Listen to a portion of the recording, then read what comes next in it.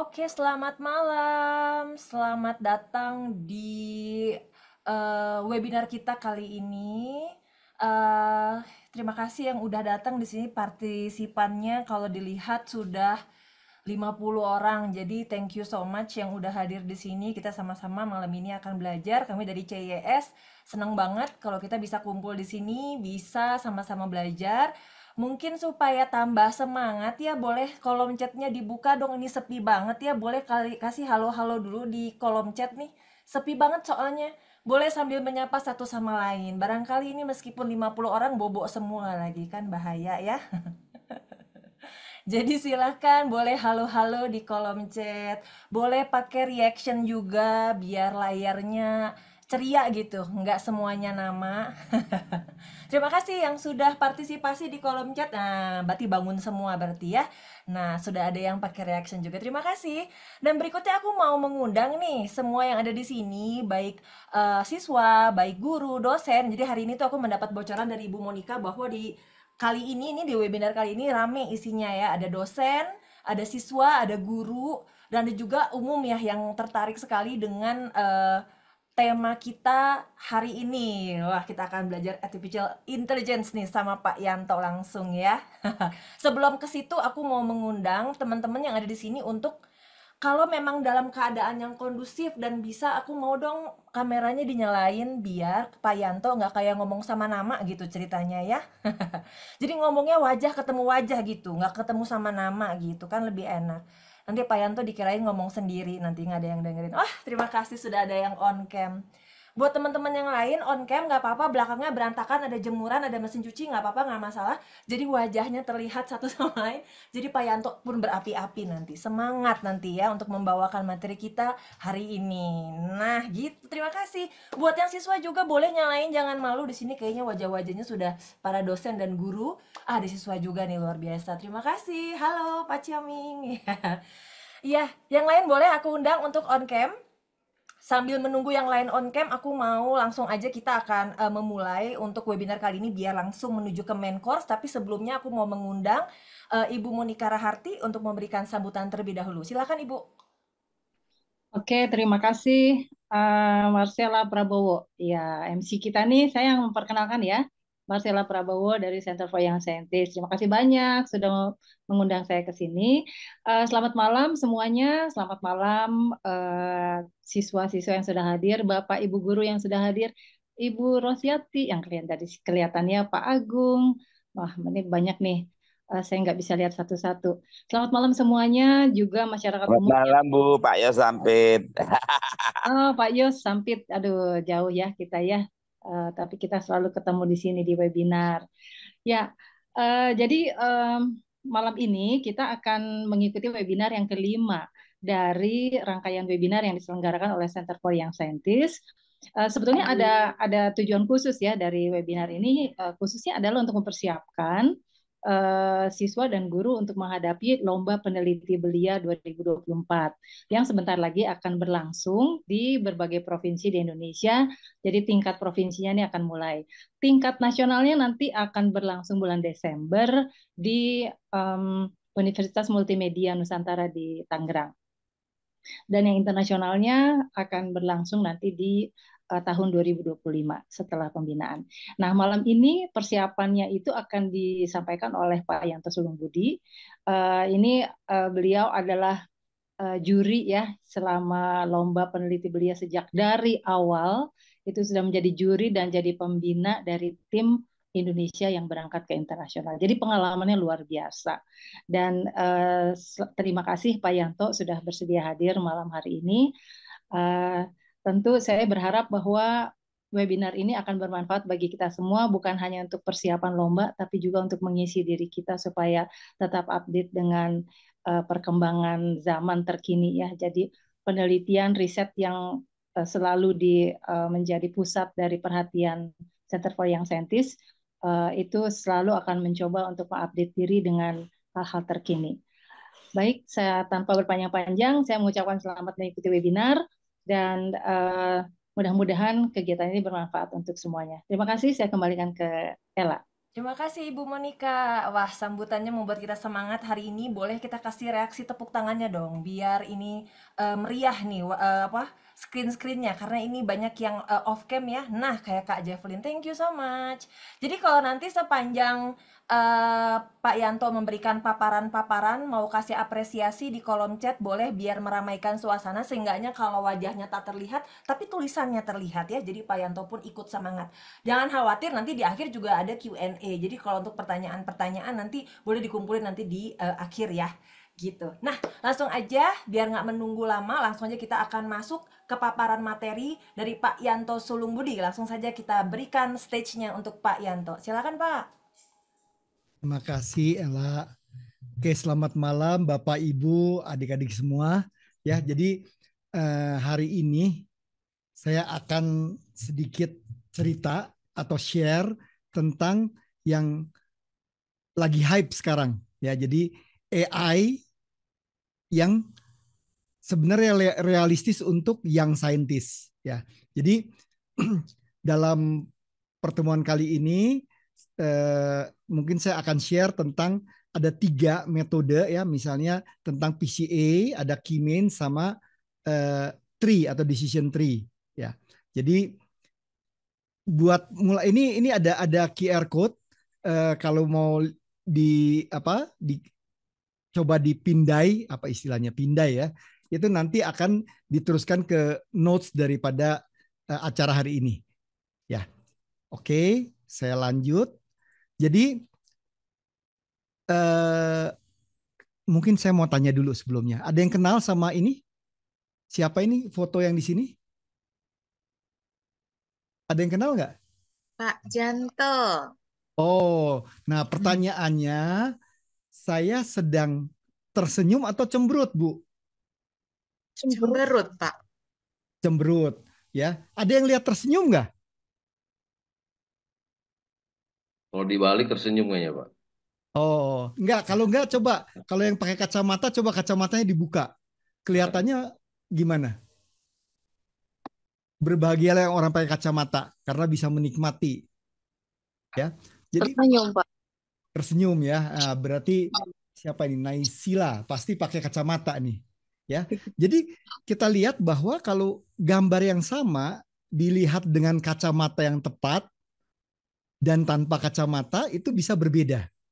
Ya, jadi masalahnya itu adalah data yang sama itu kalau dilihat dengan kacamata yang tepat itu akan jauh berbeda daripada orang lihat yang buram. Ya, nah di sini mungkin ada yang tahu ini foto saya diganti dengan apa ini? Pak Ciaming, apa ini Pak? Pasti tahu dong.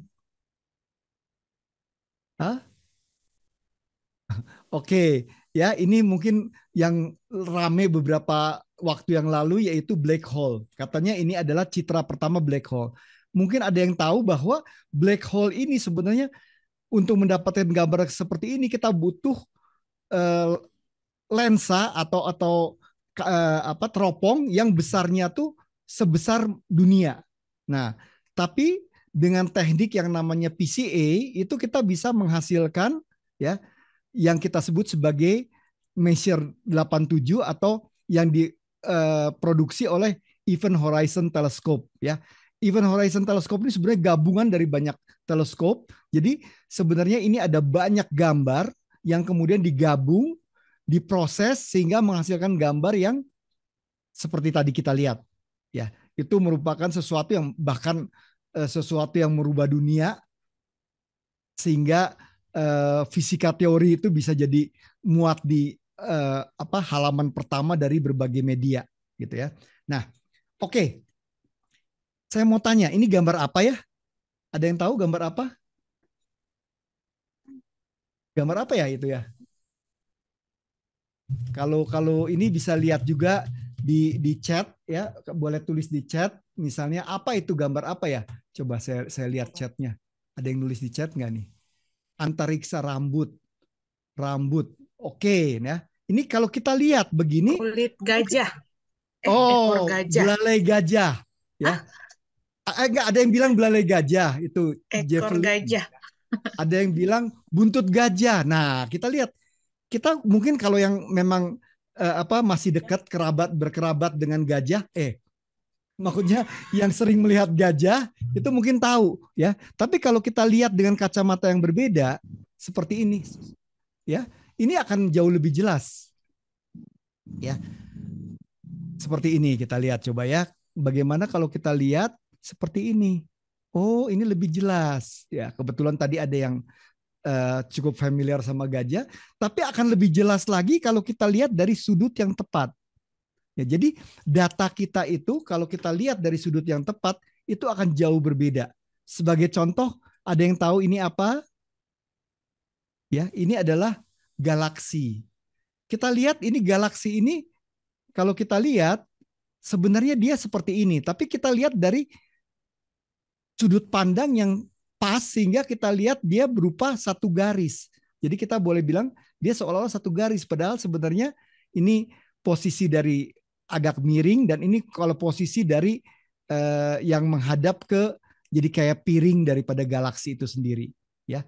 Nah, apa gunanya? Nanti kita akan lihat ya. Jadi selain kita akan bahas tiga metode, ya. Saya akan kasih contoh dulu. Misalnya buat apa? Contoh adalah misalnya saya punya hasil EKG, ya. Kalau dokter yang ahli dia lihat seperti ini, dia tahu, oh ini dikasih tahu dulu, dikasih contoh banyak, contoh EKG yang normal, kemudian dikasih contoh EKG yang tidak normal atau anomali kita bilangnya, ada kelainan jantung. Kemudian kita training, kita latih berkali-kali, ya, dengan cara gimana? Kita pakai metode yang namanya PCA. PCA itu sebenarnya apa? Dia mencari struktur daripada data yang normal. Jadi kalau dia dikasih yang normal, itu dia tahu. Ya, jadi ini saya punya data normal, ada data tidak normal. Nah, kalau data yang normal itu data ini dibaca menggunakan jadi kemudian kita gambar kembali dengan PCA, ya, kita proses, hasilnya itu dekat sekali kita lihat seperti ini.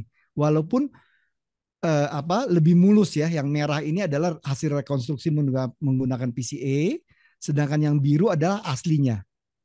Ya. Nah, tapi kalau kita punya data yang anomali, kita lihat ternyata banyak penyimpangannya. Sehingga kita dengan mudah bisa tahu data yang anomali. Nah, kita lihat ini perbandingannya data yang normal yang kiri, kemudian data yang anomali.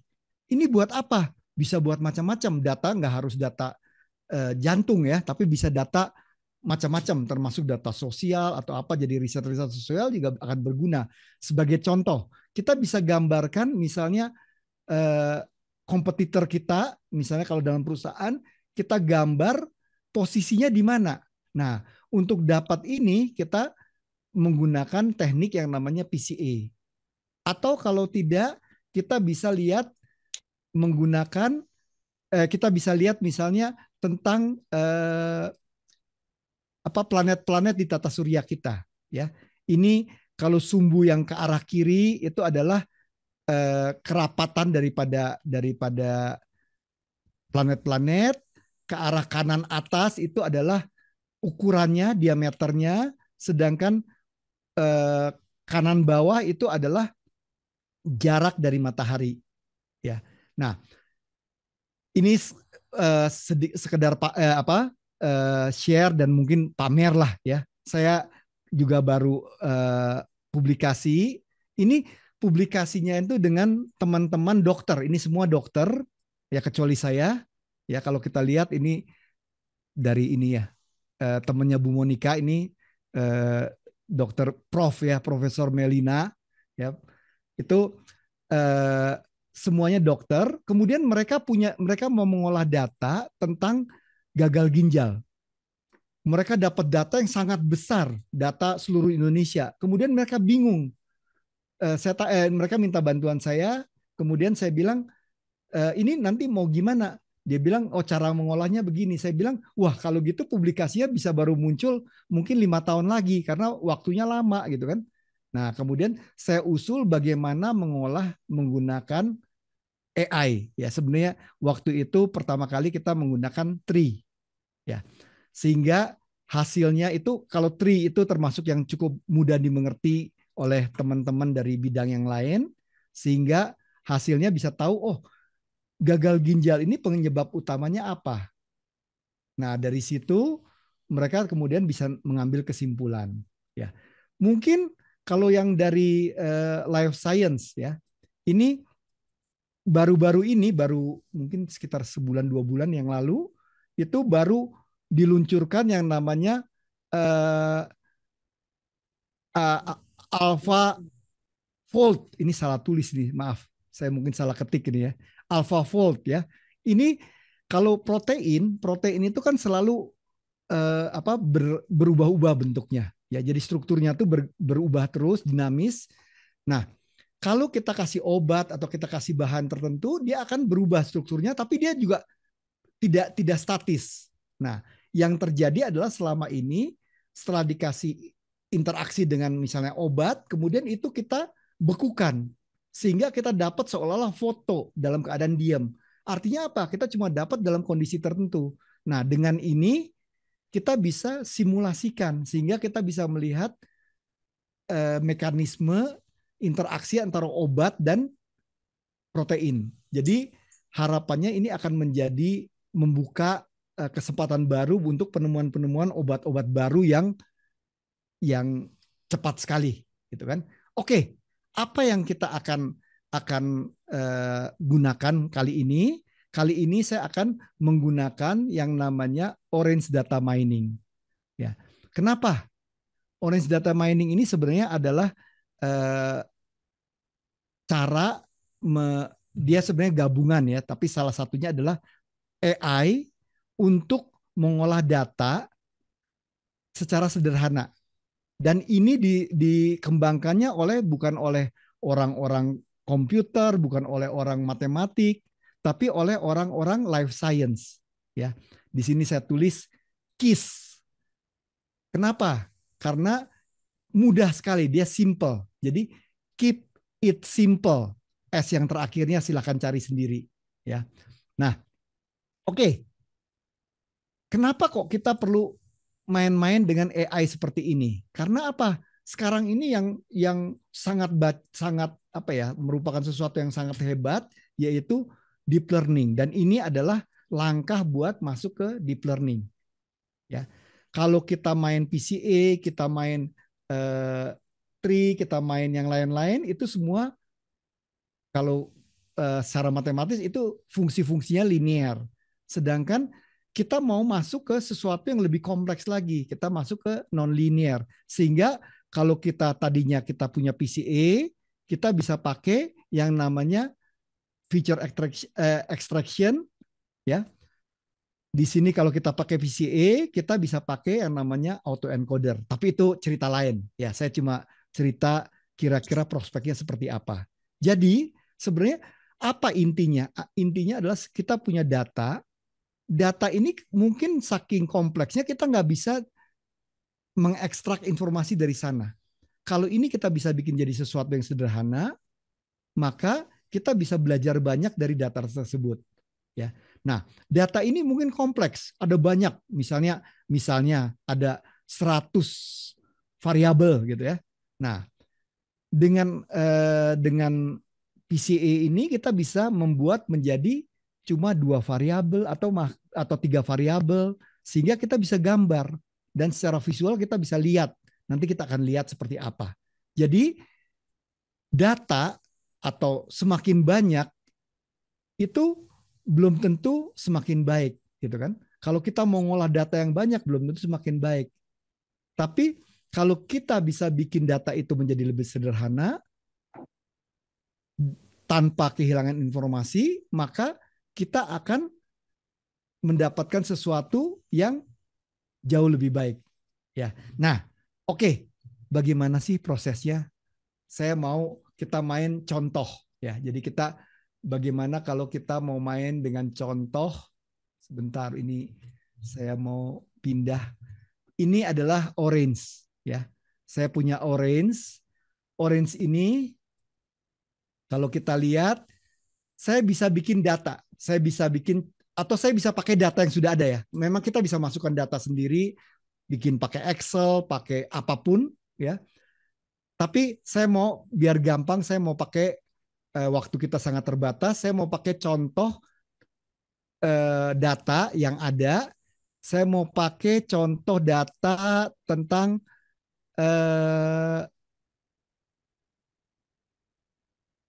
data dari kebun binatang, ya. Data dari kebun binatang, kita mau lihat dulu data ini sebenarnya isinya apa sih. Jadi data ini kalau saya lihat dia akan muncul di sebentar. Ini kita mau lihat seperti apa sih tabelnya. Kita lihat. Jadi data ini sebenarnya tabel, ya. Isinya ini ada di chat ada apa? Ada pertanyaan, Orange ini berbayar atau tidak? Ini gratis, ya. Kalau mau bisa lihat di apa namanya? Saya tulis linknya tuh di sini. Ya, ada di chat. Jadi silakan di-download sesuai dengan kebutuhan. Misalnya kalau pakai Mac ya pakai untuk Mac, ya. Nah, dia menyediakan data yang banyak juga, tapi sebenarnya apa? Kita bisa nggak harus pakai Orange, kita bisa pakai apapun.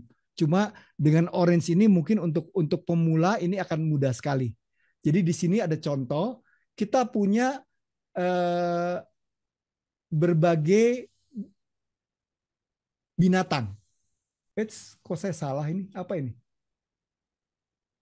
Ini salah ini saya bukan ini sebentar. Saya kayaknya datanya salah saya. Coba saya lihat. Salah, maaf. Saya salah klik. Jadi data yang kita mau pakai itu adalah data SU, ya. Sebentar ini saya hapus dulu. Oke. Kemudian saya mesti refresh sebentar.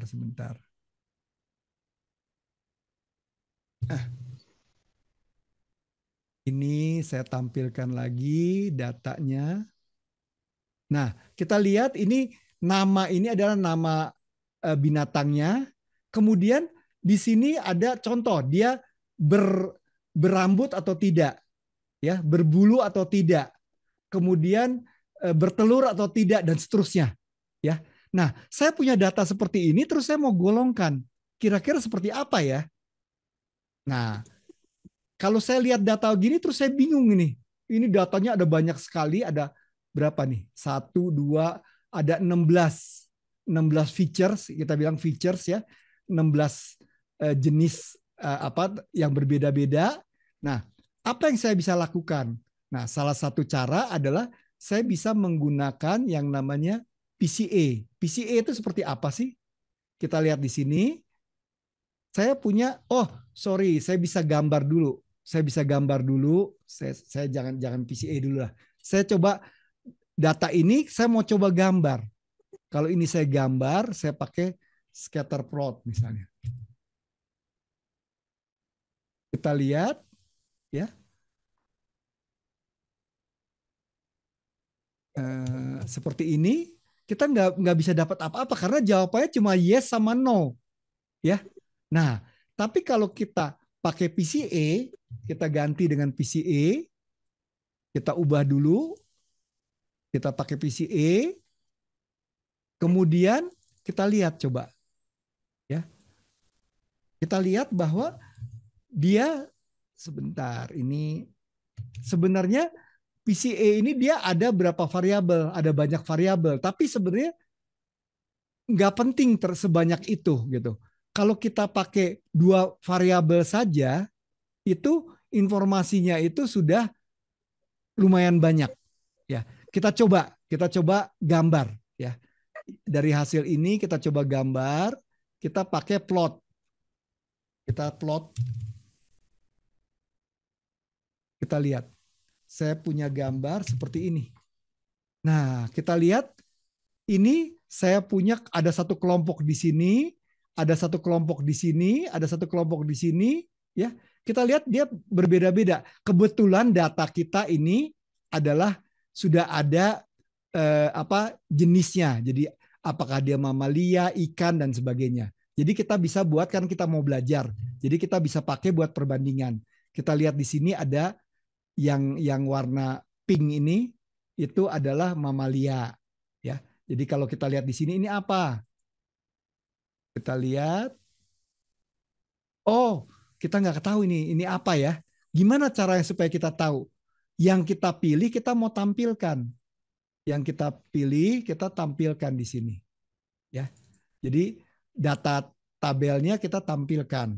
Kita lihat di atas, kemudian gambarnya kita pilih. Kalau saya pilih yang ini, kita lihat dia adalah seal, anjing laut ya namanya. Kalau saya pilih yang ini ya saya juga nggak tahu binatang apa. Kalau dia yang agak warnanya pekat seperti ini, dia ada beberapa yang numpuk ya. Nah, kita lihat ini ada aneh. Ini kok hijau semua, ada ikan, tapi kok ada yang biru satu nih. Biru ini ada reptil. Kita mau tahu ini apa. Saya klik di sini. Oh, ternyata ular laut. Ya, ular laut itu dia mirip ikan, tapi dia mirip reptil juga, gitu kan? Nah, di sini juga kita lihat ada yang aneh nih. Ini ada scorpion kalajengking ya. Kalajengking itu kenapa kok kalajengking seperti burung ya, ada kemiripannya. Nah, dari sini kita bisa belajar. Oh, kok seperti ini gitu kan. Nah, ini kebetulan saya pakai data yang sudah ada pembagiannya sudah ada gitu ya. Jadi kita udah tahu ini mamalia, ini yang lain ya.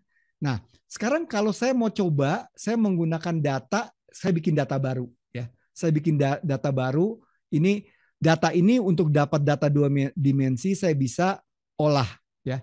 Tapi sekarang saya mau gambar datanya. Jadi saya punya seperti ini, saya bikin gambar datanya. Saya bikin satu kelompok data di sini ya. Saya punya satu kelompok data di sini, saya bikin satu kelompok data di sini.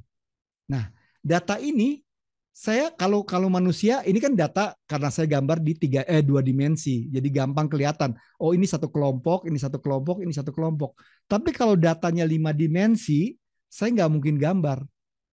Apalagi saya mau cari kelompoknya. Jadi akan sulit sekali. Caranya gimana? Saya bisa pakai yang namanya K-means. Kita lihat ya. Di sini ada yang namanya K-means. Nah, kalau kita lihat K-means ini dia pertama dia nggak tahu. Saya bikin sembarang aja dulu ya. Ini saya coba kalau saya sorry. Salah. Tadi kliknya salah, kegeser. Nah, ini kalau kita lihat dia bikin kelompoknya sembarang. Dia pokoknya dia menduga kita bisa nentukan mau berapa kelompok. Dia ada kelompok biru, kelompok hijau, kelompok merah, tapi sembarang. Jadi semua yang warna merah itu masuk kelompok merah. Nah, dia tinggal hitung. Kalau yang misalnya titik ini lebih dekat ke mana? Ke merah, berarti dia masuk kelompok merah. Titik ini lebih dekat ke biru, dia lebih dekat dia warna biru. Titik ini lebih dekat ke biru, dia warna biru, gitu kan? Nah, kemudian si senternya ini kita hapus. Semua yang biru kita rata-rata, maka kira-kira gambar biru akan di sini.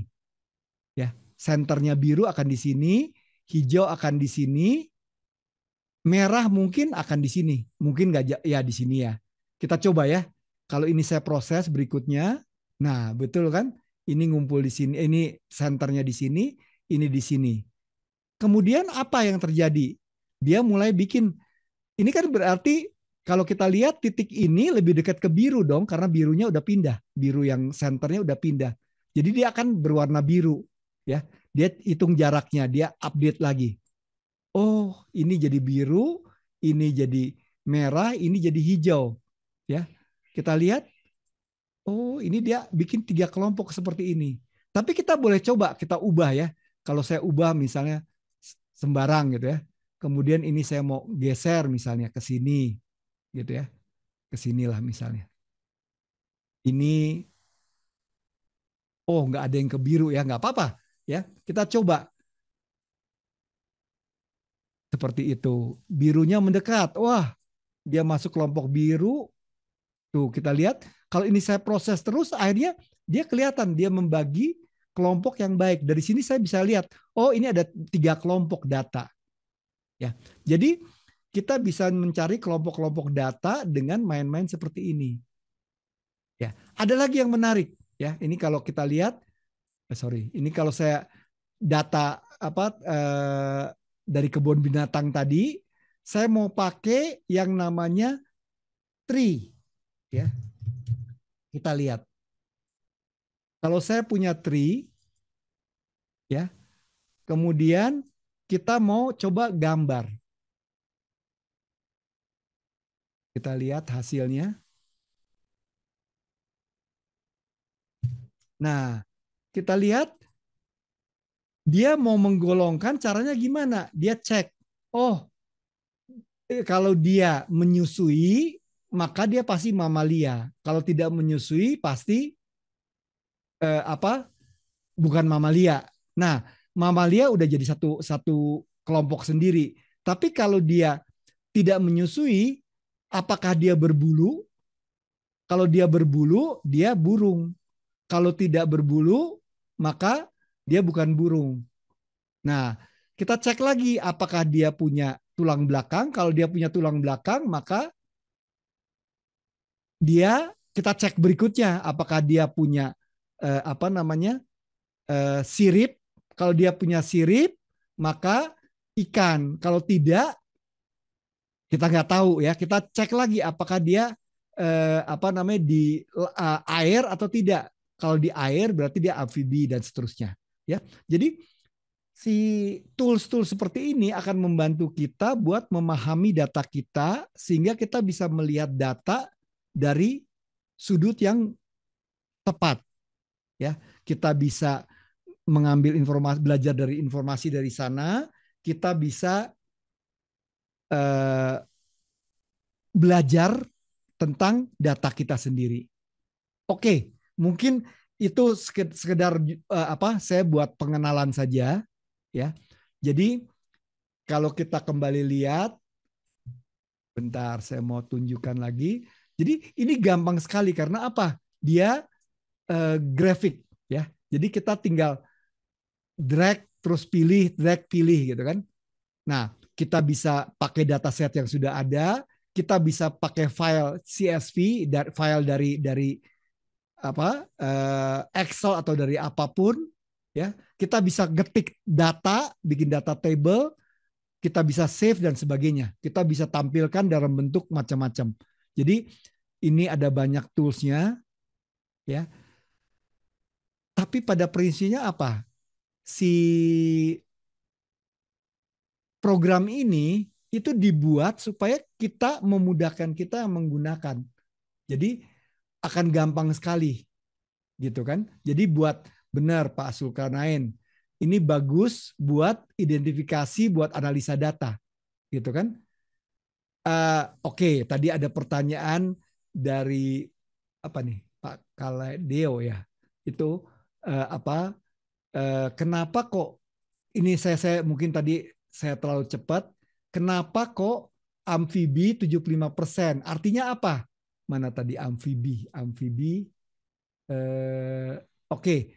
Yang lain tuh 100%. Artinya apa? Kalau dia memenuhi semua ini, dia pasti reptil. Tapi amfibi ini ada yang salah gitu kan? Kenapa? Coba kita lihat ya. Coba kita perhatian ke amfibi. Kita coba lihat tadi di amfibi. Amfibi itu yang mana ya? Oke, yang biru. Kita lihat biru ini ternyata ada amfibi yang nyasar ke tempat lain. Ya.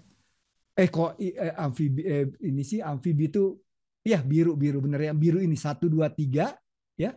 Tapi ada yang nyasar ke tempat lain. Gitu. Nah, kalau ini mungkin kita agak sulit ngelihatnya, kita bisa geser sedikit. Jadi ini kan datanya sebenarnya numpuk. Kalau kita lihat di sini, ya, ini dia datanya numpuk. Jadi kalau saya klik di sini, ini sebenarnya ada banyak data nih numpuk. Ya, saya bisa geser sedikit supaya lebih kelihatan. Jadi saya bisa pakai yang namanya eh, jitter mana ya? Eh, Mana untuk menampilkan? Saya bisa pakai opak. Oh ini ya, digeser jadi menjauh dikit. Jadi di random digeser-geser dikit. Ya. Nah, kita lihat amfibi itu ada yang nyasar ke tempat lain. Saya belum ketemu nih. Ini coba saya geser.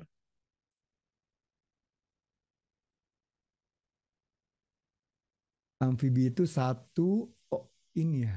Coba kita lihat. Oke, kita lihat ya. Ini ternyata di sini ada amfibi, tapi kok ada reptil, ya. Jadi ada reptil atau apa? Slowworm ya. Saya juga nggak tahu seperti apa. Kita bisa googling aja cari. Itu dia ternyata mirip. Dia sama seperti amfibi. Sehingga hasil analisa kita tadi waktu kita lihat di apa tree ini, amfibi ini nggak 100% karena ada satu yang salah dari 4. Ya, oke, saya coba tadi apa lagi ya? Kenapa 75? Oke. Kok apa? Not found. Coba ya saya klik di sini. Coba saya klik ya. Kita lihat. Eits, kenapa ya? Oh, saya salah nulis, salah nulis. Maaf. Bitly. Maaf. Bitly. Saya salah ketik tadi buru-buru. Bitly. Maaf. Saya paste ulang di sini. Coba kita lihat ya. Ya, ini catatan saya. Jadi bisa dilihat di sini catatan sedikit. Kemudian toolsnya itu bisa klik di sini. Terus kalau mau lihat tadi yang saya bilang buat protein, buat research obat di sini, sorry, AlphaFold ya. Kemudian ini kalau mau lihat-lihat tentang referensi saya, ini kalau mau lihat tentang ya maksudnya selanjutnya kita kemana ya. Dokumen hari ini saya taruh ada PDF-nya, ada slide-nya, ada catatannya. Jadi silakan dimanfaatkan. Maaf tadi salah, keliru. Moga-moga sudah oke. Oke, saya kembalikan ke Ella. Mungkin nanti Ella bisa mandu buat kalau ada yang mau didiskusikan. Silakan. Terima kasih.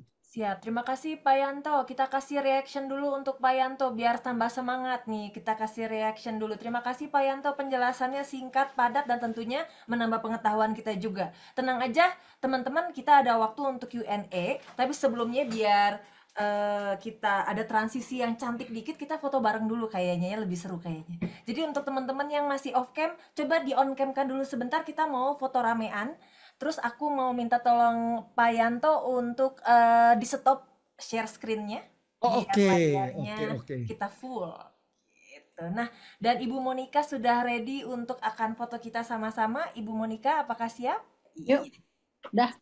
Yuk on cam dulu semuanya, kita masih menunggu untuk teman-teman on cam dulu sebentar, kita foto untuk webinar nomor 5 nih. Rame banget di sini, ada 97 orang di dalamnya. Jadi keren banget nanti pada saat pembahasan ya, kita diskusi sebentar sama Pak Yanto. Oke.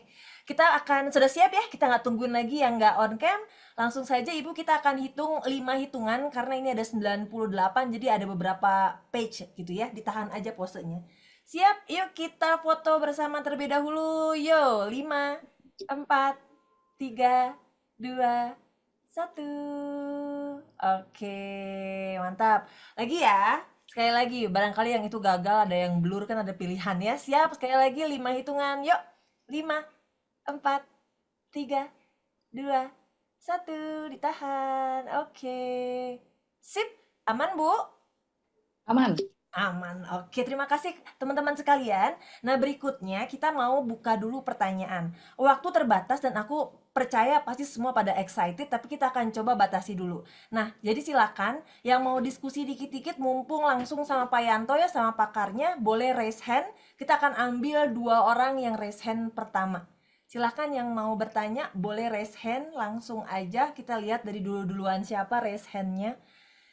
tadi penjelasannya boleh. Tadi ada beberapa pertanyaan yang ada di kolom chat ya. Nah, itu boleh kalau mau nanya lebih jelas lagi tentang paparan yang sudah tadi dibagikan oleh Pak Yanto. Kita masih nunggu nih, ada Pak Kaladeo, boleh raise hand aja? Di raise hand aja. Kalau gitu Pak Kaladeo di unmute ya, Pak Kaladeo. Mas deh kayaknya Kaladeo. Mas sama Pak? Coba. Ayo Mas, mana? ada boleh di unmute untuk Mas Kaladeo? Ya, Ada? selamat malam. Muncul. Ya, silakan. Malam. Ya, selamat malam, Pak. Ini saya mau izin bertanya, Pak.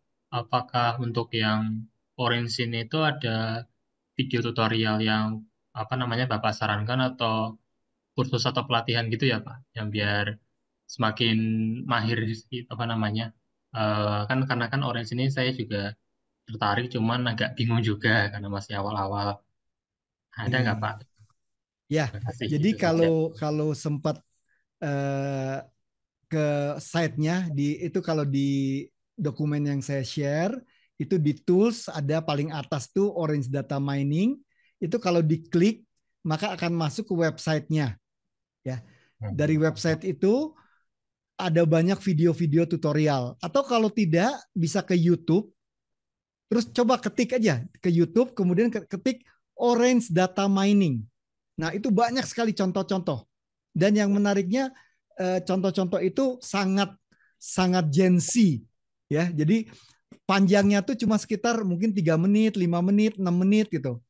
Kan kalau Gen Z itu maunya cepet-cepet kan. Nah, jadi kayaknya cocok. Boleh coba lihat, pasti bisa karena dia sederhana sekali. Mungkin kita perlu informasi saja, setelah itu kita lebih banyak eh, apa? Eksplorasi sendiri gitu. Moga-moga berguna. Ya sempat lihat, udah sempat coba googling atau cari di YouTube? Belum sih, Pak. Nanti saya Oke. coba cari juga. Terima kasih, Pak. Oke, yang lain kalau mau coba boleh silakan coba cari aja. Siap. Terima Oke, kasih sip. Mas Kaladeo, semoga terjawab. Masih ada satu lagi nih pertanyaan dari kolom chat, tapi aku mau mengundang beliaunya saja. Ada Pak Zulkarnain. Pak Zulkarnain hadir, boleh di-unmute, Pak? Ya, terima kasih, Bu. Ya, silakan Pak. Ini sangat menarik. Terima kasih ya Pak Yanto ya sudah memberikan pencerahan, insight kepada kami pada malam ini. Yang akan saya tanyakan, kan dalam konteks kehidupan sehari-hari yang paling dekat ini, contohnya dampak pestisida terhadap tanaman atau terhadap inseknya sendiri. Apakah pernah Pak dilakukan untuk analisis datanya menggunakan ini Pak, Orange-nya? Terima kasih Pak. Oke, ya. Terima kasih Pak Zulkarnain. Jadi di Orange ini banyak menyediakan data ya, tapi terus terang karena ini bukan bidang saya, jadi pestisida itu bukan bidang saya, jadi saya kurang perhatikan, tapi seingat saya tidak ada. Jadi di Orange sendiri tidak ada, tapi kalau Bapak misalnya tertarik, mungkin bisa coba cari di beberapa tempat yang lain. Jadi sebenarnya Orange ini hanya tools, hanya alat. Ya, jadi seperti mobil kendaraannya. Nah, mobilnya mau muat apa itu terserah. Jadi kita bisa cari data ini dari misalnya yang sering share data-data research atau data-data apa itu bisa ke Kaggle ya. Kaggle itu tulisannya Kaggle gitu ya.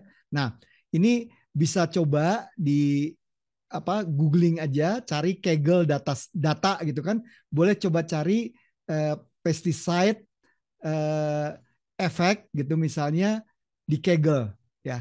Nah, mungkin ada gitu. Jadi data itu nanti bisa dipakai buat dianalisa dengan Orange. Hanya Orange ini tools yang sudah jadi sehingga dia memang kurang efisien karena dia mengandalkan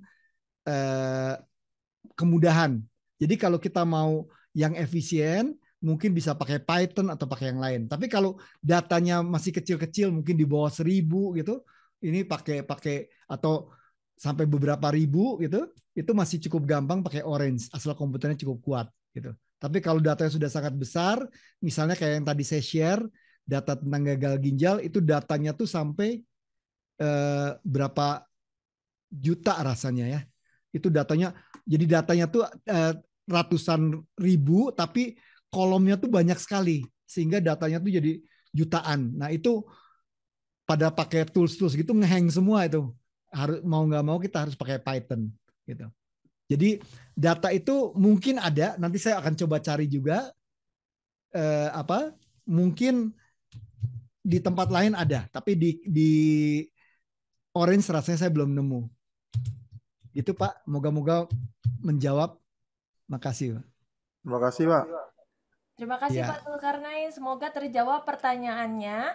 Kita waktunya masih ada, jadi aku mau buka lagi. Bagi yang mau bertanya, boleh raise hand. Atau kalau malu raise hand, mau pakai kolom chat juga boleh. Ini sudah aku kasih tanda batas, jadi yang mau bertanya, mumpung kesempatannya masih ada dan pakarnya pun ada, sehingga bisa enak gitu ngobrolnya. Nah, sudah muncul raise hand dari Ibu Fitriwati. Silahkan di-unmute Bu, langsung bertanya. Oh iya, makasih Bu atas kesempatannya. Pak Janto ingin tanya, kami kan sudah beberapa kali ikut peneliti belia.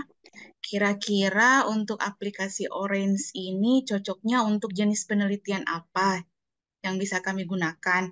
Kemudian kalau di metodologi penelitian, apakah boleh Orange ini kita tempatkan pada analisis data menggunakan aplikasi Orange? Ya, seperti itu Pak untuk sementara. Terima kasih. Oke, pertama saya mungkin tadi menjawab yang tentang efek pestisida gitu ya. Itu ada di Kaggle. Saya taruh linknya di chat ya. Jadi mungkin bisa dimanfaatkan Pak Zulkarnain ya. Nah, Bu, Orange ini seperti tadi saya bilang bahwa ini dikembangkan oleh orang-orang life science gitu.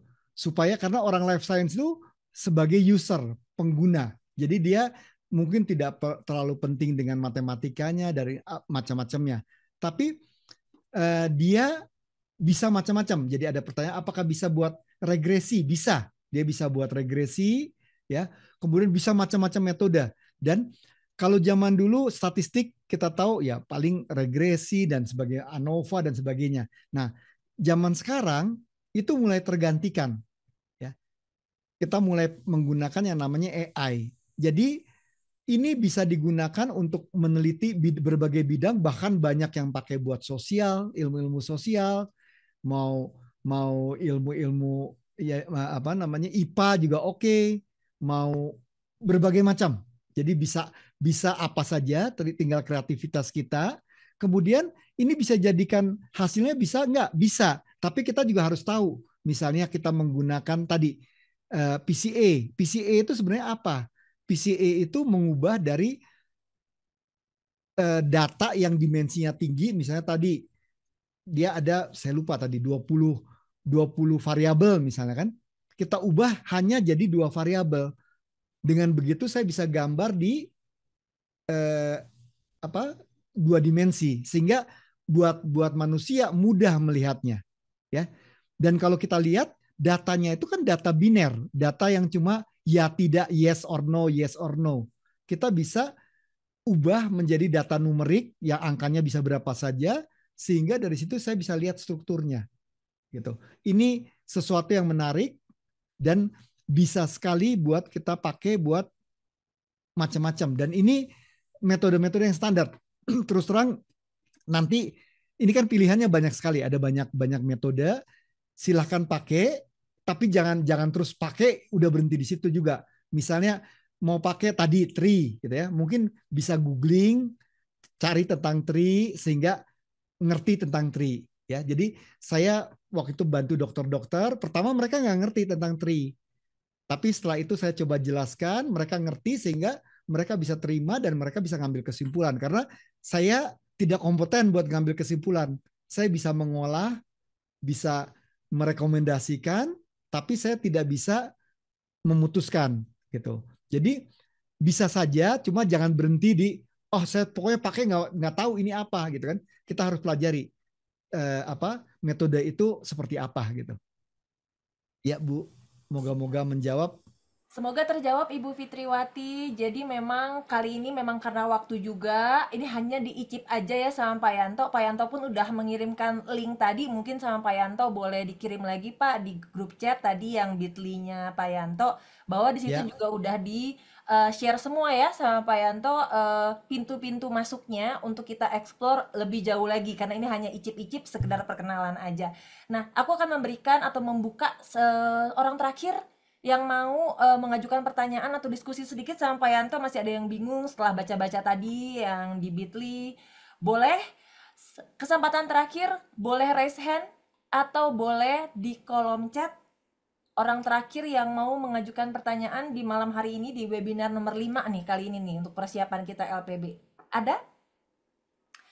Kalau nggak ada aku akan move on. 5, 4, 3, 2, oke, sip, kita move on. Berarti Q&A-nya kita tutup ya. Semoga nanti pintu-pintu masuk yang udah dibuka sama Pak Yanto bisa dieksplor lebih dalam dan menambah pengetahuan kita sama-sama. Nah, untuk webinar kali ini kita juga mau bagi-bagi hadiah. Ada kuisnya nih. Kalau tadi mendengarkan penjelasannya Pak Yanto, harusnya bisa menjawab dengan mudahnya. Tapi ini hadiahnya untuk kuis aku bagi cuman ada 2. Pak Yanto udah raise hand duluan, mau ikutan kuis Pak Yanto?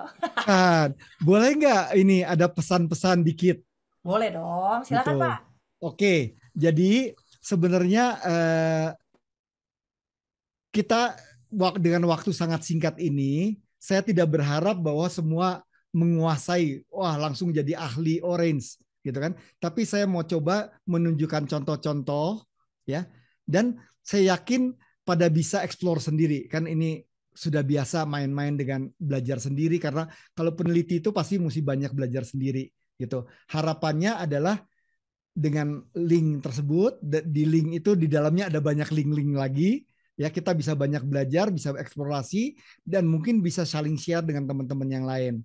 Nah, oke, kenapa kok saya tulisnya buat supaya gampang ingatnya, bit.ly-nya tuh AI4YS. Ada yang tahu kenapa? AI jelas artificial intelligence, ya. 4 itu for, ya. YS itu young scientist. Jadi artificial intelligence buat para peneliti muda. Oke, moga-moga bisa dipelajari lebih lanjut dan berguna untuk riset-risetnya. Terima kasih. Nah, dengan berakhirnya tadi bagi-bagi hadiah, begitupun juga sudah selesai untuk webinar kita nomor 5. Tenang aja, untuk teman-teman yang mau merefresh lagi, nanti rekaman yang webinar kali ini akan ditayangkan di YouTube CYS besok. Ya, jadi silakan dipantau aja. Lalu jangan lupa untuk selalu memantau berita-berita terbaru tentang webinar-webinar berikutnya di Instagram CYS, Center for Young Scientists. Saya Ella, host yang bertugas hari ini bersama Ibu Monica dan narasumber Pak Yanto mengucapkan banyak terima kasih untuk energi dan partisipasinya. Kita ketemu lagi di webinar berikutnya. Bye-bye, God bless you. Bye.